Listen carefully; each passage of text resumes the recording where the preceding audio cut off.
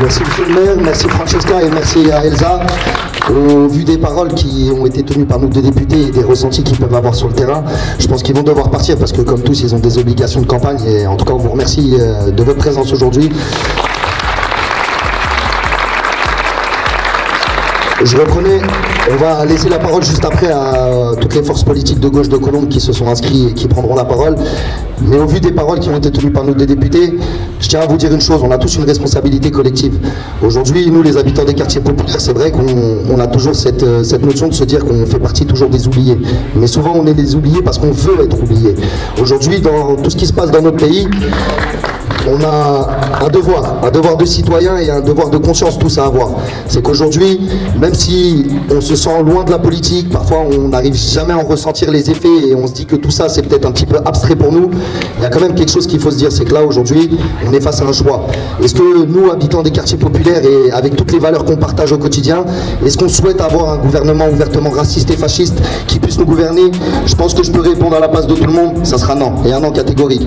Donc à tous ceux qui sont présents aujourd'hui, on a jusqu'au 30 juin, on n'a pas le choix. On doit mobiliser, on doit informer, on doit sensibiliser les gens.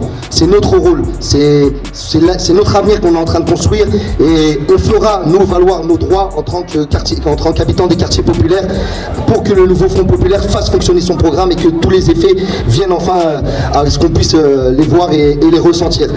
Donc la position du jugement footiste qui est aujourd'hui une grande chose et qui se ressent dans les quartiers populaires, cette position-là, on l'oublie et elle est finie.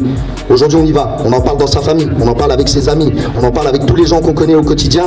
Et même si on ne comprend pas tout ce qui se passe, on fera en sorte que par la suite, on puisse tous comprendre. Mais voilà, le choix aujourd'hui, il est simple. Le 30 sur Colombes et sur la Circo 1, on vote pour Elsa Faucillon. Et sur la Circo 2, on vote pour Madame Pasquini. Et on encourage tout le monde à venir s'inscrire pour ceux qui veulent nous rejoindre. Et juste pour terminer, ça c'est un petit message justement, parce que j'ai pas mal de monde qui viennent de nos quartiers.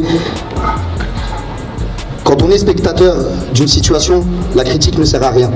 Alors si demain vous avez un aspect critique et que vous voulez que les choses avancent, devenez acteur et non spectateur.